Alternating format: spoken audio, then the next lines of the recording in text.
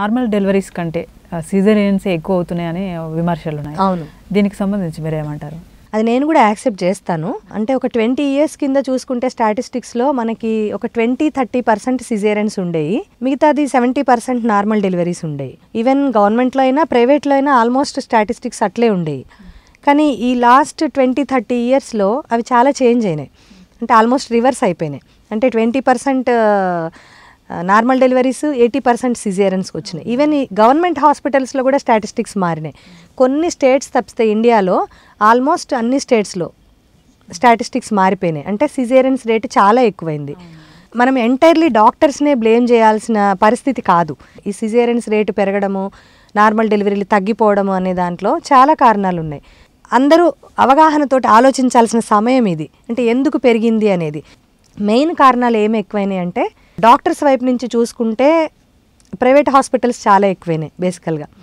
So అంతకుముందు ఏంటి అంటే, ఒక టౌన్ తీసుకుంటే ఒక గవర్నమెంట్ హాస్పిటల్ ఉంది అంటే ఒక ప్రైవేట్ హాస్పిటల్ ఉండేది మ్యాక్సిమం. అంటే ఒక 50,000 లేకపోతే ఒక 30,000 పాపులేషన్ ఉండే ఒక టౌన్ చూసుకుంటే. కానీ ఇప్పుడు మన వరంగల్, హన్మకొండ ఇవి తీసుకుంటే ఆల్మోస్ట్ ఒక బజార్ తీసుకుంటే ఒక స్ట్రీట్లో కనీసం ఒక 3-4 హాస్పిటల్స్ ఉంటున్నాయి, గైనక్ హాస్పిటల్స్. తర్వాత పబ్లిక్ది ఒక రకంగా చూసుకుంటే ఫైనాన్షియల్ స్టేటస్ ఇంప్రూవ్ అయింది. అంటే ఎడ్యుకేషన్ పెరగడం వల్ల ఒకప్పుడు ఎక్కువ వ్యవసాయం మీద ఆధారపడేవాళ్ళు, ఇప్పుడు పల్లెటూరు వాళ్ళు చాలామంది సిటీస్కి, టౌన్స్కి మైగ్రేషన్ ఎక్కువైపోయింది. సో అందరూ సంపాదిస్తున్నారు. సో దానివల్ల కూడా వాళ్ళకి ఒక రకమైన సొఫిస్టికేటెడ్ లైఫ్కి అలవాటు పడిపోయాయి. ఎక్సర్సైజ్ తగ్గిపోయింది. అంటే జంక్ తినడము, రకరకాలుగా న్యూట్రిషనల్ ఫుడ్ కాకపోయినా మంచి ఫుడ్ తినడం అయితే ఇంక్రీజ్ అయింది. ఓవరాల్గా కంఫర్ట్ అలవాటు పడడం వల్ల జాయింట్స్ ఫ్యూజ్ అయిపోతున్నాయి. అంటే కూర్చొని చేసుకునే ఆఫీస్ జాబ్సే. ఇప్పుడు ఎవరు జాబ్ చేసినా ఫిజికల్ ఎక్సర్సైజ్ ఉండే జాబ్స్ ఎంతమందికి ఉంటాయి?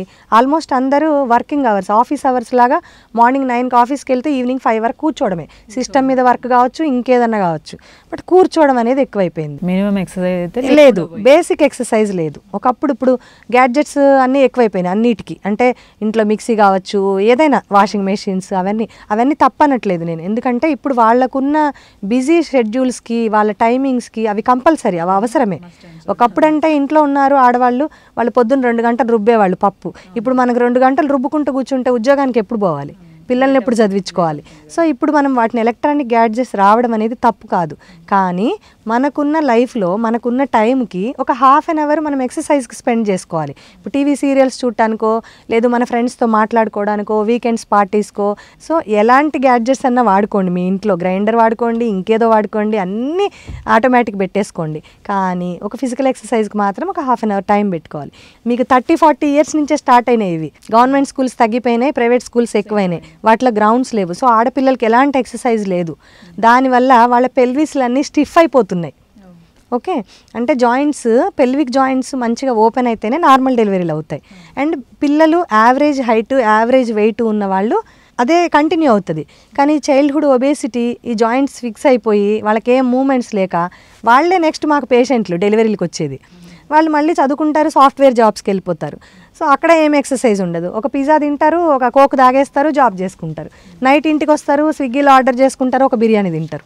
ఈ లైఫ్ స్టైల్ వల్ల ఒబిసిటీ, జాయింట్ మొబిలిటీ లేకపోవడం, దానివల్ల నార్మల్ డెలివరీ రేట్ తగ్గింది. అండ్ పెయిన్ టాలరెన్స్ తగ్గింది పేషెంట్లకి. లాస్ట్ జనరేషన్స్లో ఉన్న వాళ్ళు నొప్పి భరించి కన్నారు, కానీ ఇప్పుడు వాళ్ళు నొప్పి భరించడానికి రెడీగా లేరు. అన్నీ ఈజీగా అయిపోవాలి, వాళ్ళకి ఇన్స్టెంట్గా అయిపోవాలి, ఇన్స్టెంట్ రిజల్ట్ రావాలి. ఇదొకటి కారణం. నెక్స్ట్ ముహూర్తాలు. ఈవెన్ హైలీ ఎడ్యుకేటెడ్ ప్రొఫెషనల్స్ కూడా ముహూర్తం చూసుకొని డెలివరీలు కావాలని అడుగుతున్నారు. సో ఈ కల్చర్ ఇది ఒకటి. అంటే పబ్లిక్ నుంచి వచ్చే వాటికి చెప్తున్నా. అండ్ పేరెంట్స్ కూడా వాళ్ళ పిల్లలు, వాళ్ళ డాటర్ కావచ్చు, డాటర్ ఇన్లా కావచ్చు, పెయిన్ ఆమె కాదు వీళ్ళు బేర్ చేయడానికి రెడీగా లేరు. అండ్ ఇంకొకటి, అప్పుడంటే 6-7 మెంబర్స్ని కనేవాళ్ళు ఫ్యామిలీస్లో. ఇప్పుడు ఒకళ్ళు లేదు ఇద్దరు మ్యాక్సిమం. సో ఆ ఒకళ్ళు ఇద్దరికి ఇంత మాత్రం డ్యామేజ్ కూడా వాళ్ళు టాలరేట్ చేయట్లేదు. సో వాళ్ళు చాలా హెల్దీగా ఇంటికి వెళ్ళిపోవాలి. బేబీ ఏమాత్రం దానికి ఎలాంటి డ్యామేజ్ మెంటల్లీ, ఫిజికల్లీ ఎలాంటి దాని అన్టువర్డ్స్ వాటిని యాక్సెప్ట్ చేయట్లేదు పేరెంట్స్. సో నార్మల్ డెలివరీ చేస్తే ఆ ప్రాసెస్లో ఏమైనా డ్యామేజ్ అవుతుందేమో, బేబీ ఏడవడం డిలే అవుతుందేమో, బేబీ ఉమ్మనీరు తాగేస్తుందేమో. యాక్చువల్గా బేబీ ఉండేదే ఉమ్మనీరులో, అది రోజు తాగుతూనే ఉంటుంది, యూరిన్ పాస్ చేస్తూనే ఉంటుంది. కానీ పబ్లిక్ ఉన్న కామన్ మిస్బిలీఫ్ ఏంటి అంటే బేబీ ఉమ్మనీరు తాగేస్తుంది, 9 నిండిన దాకా కూడా ఉంచితే పొట్టలో ఉమ్మనీరు తాగేస్తుంది. అదొక మిస్బిలీఫ్, అది ఉమ్మనీరు తాగడం అనేది. సో ఈ కారణాలు, ఒకసారి స్కాన్స్, ఇప్పుడు స్కాన్స్ కూడా మీకు ఎక్కువైపోయినాయి. ఒకప్పట్లో అసలు స్కాన్లు లేని రోజుల్లో అన్నారు బాగానే, ఇప్పుడు స్కాన్స్ ఎక్కువైనాక మినిమం స్కాన్స్ అనేది కంపల్సరీ ఏ ప్రెగ్నెంట్కైనా అవసరం. హై రిస్క్ ఉన్న వాళ్ళకి కొంచెం ఎక్కువ స్కాన్స్ చేయాల్సి వస్తుంది. సో వాళ్ళకి బీపీలు ఉన్న వాళ్ళకి, గుండె జబ్బులు, sugar, elderly patients, IVF patients, వాళ్ళకి ఎక్కువ స్కాన్స్ అవసరం. సో అట్లాంటప్పుడు హై రిస్క్ వాళ్ళకి మేమే డైరెక్ట్ సిజేరియన్ అని చెప్తాము. బట్ ఈ లో రిస్క్ వాళ్ళు కూడా ఒకసారి పేగు చుట్టుకొని ఉంది అనగానే అమ్మో వద్దు మా బేబీకి ఏమన్నా అవుతుంది మాకు సిజేరియన్ చేసేయండి, ఇవి ఎక్కువైపోయినాయి. ఇవన్నీ పబ్లిక్ వైపు నుంచి వచ్చిన నెగిటివ్ పాయింట్స్ అన్నట్టు for increasing caesarean rates. So next doctors దగ్గరికి వస్తే, డాక్టర్స్లో మీరు అన్నట్టు అందరు డాక్టర్స్ కమర్షియల్ అయితే ఉండరు, కొందరు కమర్షియాలిటీ ఉంటుంది. కమర్షియాలిటీ లేని ఫీల్డ్ లేదు, అది సర్వీస్ కావచ్చు ఇంకేదన్నా కావచ్చు. యాజ్ ఏ డాక్టర్ నేను కూడా ఒప్పుకుంటున్నా, కొందరు ఉన్నారు కమర్షియల్ డాక్టర్స్. బట్ మంచిగా నార్మల్కి డెలివరీకి ట్రై చేస్తామనే డాక్టర్స్ ఉన్నారు, పేషెంట్స్ మాత్రమే యాక్సెప్ట్ చేయట్లేదు. ఇది ఒక factor, commerciality of A doctor కూడా ఒక factor. Hospitals, number of hospitals increase అవ్వడం వల్ల స్టాఫ్ ప్రాబ్లం ఎక్కువైతుంది. అంటే మానిటర్, ఇప్పుడు మీకు సిజేరియన్ చేయాలి అంటే ఒక ఎనస్థెటిస్ట్ వచ్చేసి టైంకి అరగంట సిజేరియన్ అయిపోతుంది, బేబీని తల్లికి ఇచ్చేస్తాం, పని అయిపోతుంది. కానీ నార్మల్ డెలివరీ చేయాలంటే ఒక పేషెంట్ పక్కన మేము 12 నుంచి 24 గంటలు స్పెండ్ చేయాలి టైము. ఆ పేషెంట్ని రెగ్యులర్గా మానిటర్ చేస్తూ ఉండాలి. అంటే దాని హార్ట్ బీట్ ప్యాటర్న్ ఏమైనా చేంజ్ అవుతుందా, బేబీ ఏమన్నా మోషన్ పోయినట్టు ఆ సిగ్నల్ ఏమన్నా వస్తుందా, అలాంటివన్నీ, అంటే ప్రోగ్రెస్ అవుతుందా లేదా, బ్లీడింగ్ ఏమన్నా అయ్యే ఛాన్స్ ఉందా, ఇవన్నీ మానిటర్ చేసుకోవాలి. సో మీకు అంత స్టాఫ్ పెట్టుకునే పరిస్థితి లేదు బయట. వన్ గైనకాలజిస్ట్ ఒక డెలివరీ పట్టుకొని రోజంతా మానిటర్ చేసి మళ్ళీ నైట్ నిద్ర లేకుండా పొద్దున్నే లేచి ఓపీ చూసుకోవాలంటే అది పాసిబుల్ కాదు. సో దానివల్ల కూడా సిజేరియన్ రేట్స్ పెరిగినాయి, అదొక కారణం. అండ్ మీరు అట్లా అంటే గవర్నమెంట్ హాస్పిటల్స్లో కూడా సిజేరియన్ రేట్స్ పెరిగినాయి. మరి అది ఎందుకు గవర్నమెంట్ హాస్పిటల్లో సిజేరియన్ రేట్ పెరిగింది అనే దానికి నేను గవర్నమెంట్ సర్వీస్లో లేను కాబట్టి నాకు ఐడియా లేదు. బట్ మీరు ఒకసారి గవర్నమెంట్ డాక్టర్లు కూడా ఎందుకు గవర్నమెంట్ హాస్పిటల్స్లో కూడా సిజేరియన్ రేట్ పెరిగింది, నేను చదివింది గవర్నమెంట్ హాస్పిటల్లోనే, అప్పుడున్న రేటుకి ఇప్పుడున్న రేటు డబుల్ అయిపోయినాయి సిజేరియన్. ఎందుకు డబుల్ అయింది అంటే అది కూడా వాళ్ళు కూడా ఇవాల్యుయేషన్ చేసుకోవాలి. ఇప్పుడు మన ప్రైవేట్ హాస్పిటల్స్ని కూడా కంపల్సరీగా స్ట్రిక్ట్ రూల్స్ పెట్టాలి. బట్ టు సమ్ ఎక్స్టెంట్ అంటే మేము మా ప్రయత్నం మేము చేయగలుగుతాము. అలాగే పబ్లిక్ కూడా వాళ్ళ వైపు నుంచి అవేర్నెస్ ఉండాలి.